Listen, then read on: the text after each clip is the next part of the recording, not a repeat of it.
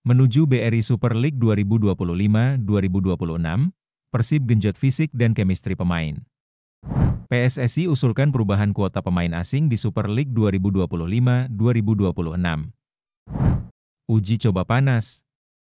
Persebaya Surabaya jajal Persik Kediri. Simulasi jadwal pada Super League 2025-2026. Resmi. Rafael Struijk jadi striker baru Dewa United. Yogyakarta primadona tempat pemusatan latihan pramusim tim kontestan Super League 2025-2026, representatif dan banyak lawan uji coba. Satoru Mochizuki dicopot dari posisi pelatih kepala Timnas Indonesia Putri. Halo semua, selamat datang di channel Total Liga IDN. Kali ini kita akan membagikan berita sepak bola Indonesia pilihan, dan langsung saja kita ke berita yang pertama. Menuju BRI Super League 2025-2026, Persib genjot fisik dan chemistry pemain. Persib Bandung terus mematangkan persiapan untuk menghadapi Super League 2025-2026. Pelatih fisik Persib, Miro Petrik mengungkapkan saat ini intensitas latihan mulai ditingkatkan. Hal ini dilakukan agar Mark Klok dan kawan-kawan berada di level terbaik saat menjalani laga perdana BRI Super League melawan Semen Padang. Kami memainkan Piala Presiden yang mana itu bukan dipersiapkan untuk program kami, tapi kami harus bermain, kata Miro. Sekarang kami masih di awal dan bisa dilihat tadi pemain terlihat menderita. Mereka berlatih dengan keras. Tapi step by step mereka semakin mencapai level yang kami inginkan, lanjutnya. Sejauh ini, kata Miro, kondisi fisik pemain menyentuh angka 50%.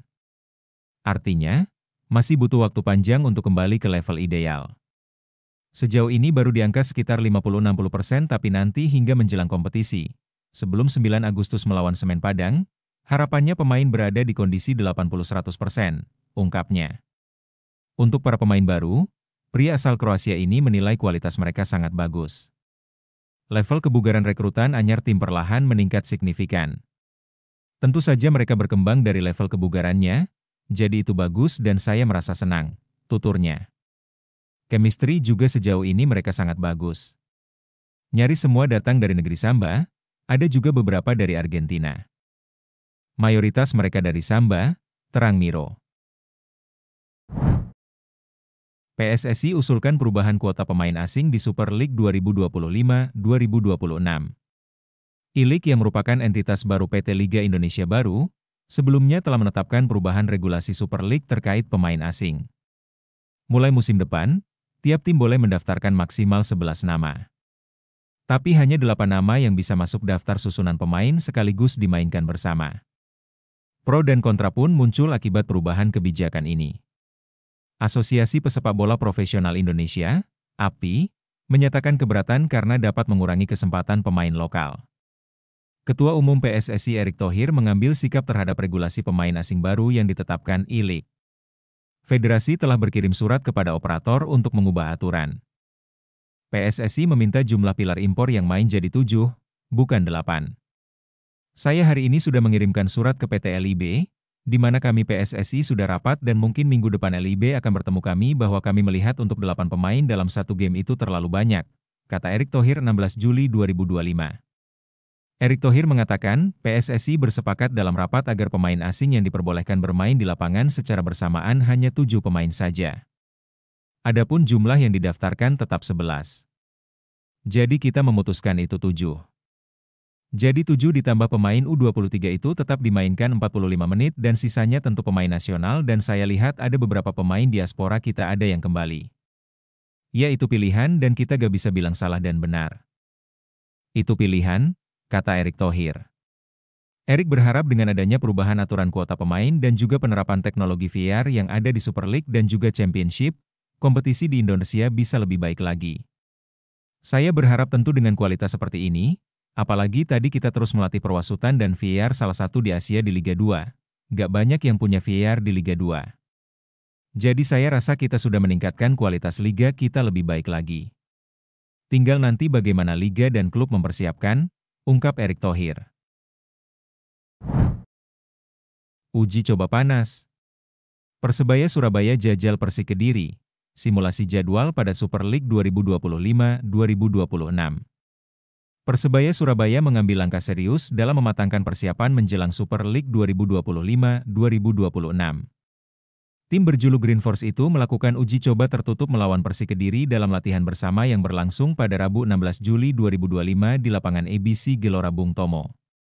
Dalam laga tersebut, Persebaya Surabaya dan Persik sama-sama menurunkan seluruh pemain yang mereka miliki.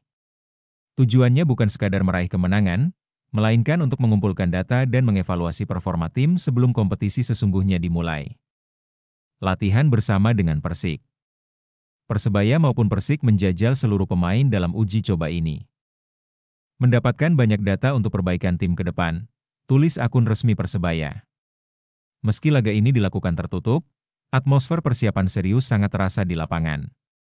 Tim pelatih Persebaya Surabaya tampaknya ingin menyimulasikan situasi jadwal padat yang bakal dihadapi selama musim berjalan. Uji coba ini sangat dekat dengan tim launching game pada Sabtu nanti. Tidak masalah, karena itu menjadi simulasi jadwal pada saat liga nanti, tegas manajemen tim. Para pemain yang diturunkan menunjukkan semangat dan determinasi tinggi, meski intensitas permainan disesuaikan agar tidak menimbulkan risiko cedera. Pelatih juga fokus mengamati kekompakan lini per lini serta adaptasi taktik baru. Uji coba ini juga menjadi ajang pembuktian bagi para pemain muda dan pelapis. Mereka diberi kesempatan unjuk gigi guna memperebutkan tempat utama dalam skuad inti Persebaya Surabaya musim ini. Langkah Persebaya Surabaya melakukan simulasi jadwal dan rotasi sejak dini adalah keputusan tepat. Semua mata kini tertuju pada tim launching game akhir pekan nanti.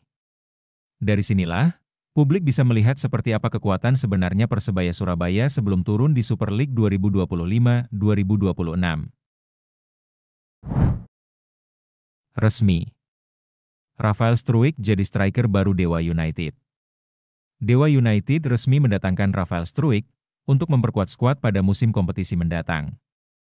Rafael Struijk akan mengenakan nomor punggung 27 di Dewa United. Nomor itu sebelumnya pernah dipakai Struijk di Timnas Indonesia dan ADO Den Haag. Rafael Struijk menyebut sebenarnya ada banyak tawaran yang datang kepadanya di bursa transfer pemain kali ini. Namun dirinya mantap memilih Dewa United. Rafael Struijk menyebut dirinya sempat berbicara dengan banyak pihak sebelum menerima tawaran dari Dewa United. Tentu banyak klub yang juga tertarik merekrut saya selain Dewa United. Namun, saya berbicara dengan pelatih dan orang-orang di sekitar saya. Dan akhirnya Dewa menjadi pilihan terbaik untuk saya, ucapnya. Ya, saya berbicara dengan Coach Jan Olde saat saya berada di Belanda. Kami berdiskusi selama beberapa jam, dan percakapan itu sangat membantu saya dalam membuat keputusan untuk memilih Dewa, sambung Struijk. Rafael Struijk pun berbicara mengenai komposisi skuad Dewa United menuju BRI Liga 1 2025-2026. Struijk terkesan dengan kekuatan skuad Banten Warriors. Skuad Dewa United saat ini memang bertabur bintang. Hal itu membuat Rafael Struijk yakin jika tim itu bisa meraih gelar juara di BRI Super League 2025-2026. Saya pikir Dewa adalah tim yang kuat, salah satu tim terkuat di Liga Indonesia. Saya juga sudah mengenal beberapa pemain dari timnas sebelumnya. Jadi saya yakin kami memiliki peluang yang bagus untuk memenangkan Liga, jelasnya. Yogyakarta Primadona tempat pemusatan latihan pramusim tim kontestan BRI Super League 2025-2026. Representatif dan banyak lawan uji coba. Yogyakarta selalu menarik minat sejumlah klub Super League untuk melakukan pemusatan latihan atau training camp jelang musim kompetisi baru. Fasilitas yang memadai jadi satu di antara alasan tim-tim tersebut memilih kota Gudeg sebagai lokasi TC. Salah satunya Malut United yang sudah menjalani pemusatan latihan di lapangan Yogyakarta Independent School, Sleman sejak awal bulan ini. Tidak hanya Malut United, Persipura Jayapura yang berlaga di Pegadaian Championship 2025-2026 sudah lebih dulu melakoni persiapan pramusim di Kota Pelajar sejak 2 Juli lalu. Ada pula Barito Putra yang saat ini melakukan latihan intensif di lapangan Universitas Negeri Yogyakarta. Juga Persela Lamongan yang dijadwalkan TC mulai 22 Juli hingga 4 Agustus mendatang. Sementara itu dari Super League 2025-2026, ada Borneo FC yang tiba sejak Jumat, 11 Juli 2025 dan menghabiskan waktu 3 pekan di Yogyakarta. Selain itu, ada pula Bayangkara FC dan Madura United. Media Officer Madura United, Ferdiansyah Alifur Rahman membeberkan alasan mengapa timnya memilih Yogyakarta sebagai tempat TC. Kami hampir setiap musim TC selalu di Jogja. Mungkin pertama karena tempatnya strategis, dekat dengan wilayah kami dari Jawa Timur ke Yogyakarta mungkin sekitar 3-4 jam kita naik bus. Jelas Ferdiansyah. Kami bisa membawa bus sendiri, itu sudah lebih bisa menghemat biaya operasional dan banyak klub Liga 1 juga yang melakukan pemusatan latihan di Jogja. Jadi itu mempermudah kami untuk saling bisa uji coba. Bukan hanya Liga 1 sih, Liga 2 juga ada di situ. Yang ketiga karena Jogja itu istimewa. Lanjutnya, PSBS Biak, yang akan berhome base di Yogyakarta pada juga telah menggelar latihan rutin di lapangan Pakem Binangun, Sleman. Sementara itu, dua tim asal DIY yakni PSS Sleman dan PSIM Yogyakarta sudah memulai persiapan di markas mereka sendiri. Satoru Mochizuki dicopot dari posisi pelatih kepala Timnas Indonesia Putri. Kabar mengejutkan datang dari Timnas Indonesia Putri. Satoru Mochizuki tidak lagi menduduki posisi pelatih kepala di skuad Garuda Pertiwi. Kabar itu dikonfirmasi langsung oleh anggota Exco PSSI, Vivin Cahyani. Keputusan mengenai Satoru Mochizuki juga sudah disetujui oleh Ketua Umum PSSI dan para anggota Exco yang lain. Menurut Vivin Cahyani, Satoru Mochizuki nantinya akan menempati posisi baru. Sosok asal Jepang itu lebih fokus dalam pengembangan sepak bola putri di Indonesia. Coach Mochi sekarang difokuskan untuk di development. Sudah keputusan juga dari Ketum melalui koordinasi dengan Exco bahwa kami lihat jenjang yang lebih tinggi ya untuk Coach Mochi. Kata Vivin Cahyani. Vivin Cahyani kemudian menjelaskan alasan PSSI mencopot Satoru Mochizuki dari posisi pelatih kepala. Menurut Vivin, sosok berkepala pelontos itu memiliki kredibilitas dan networking yang bagus.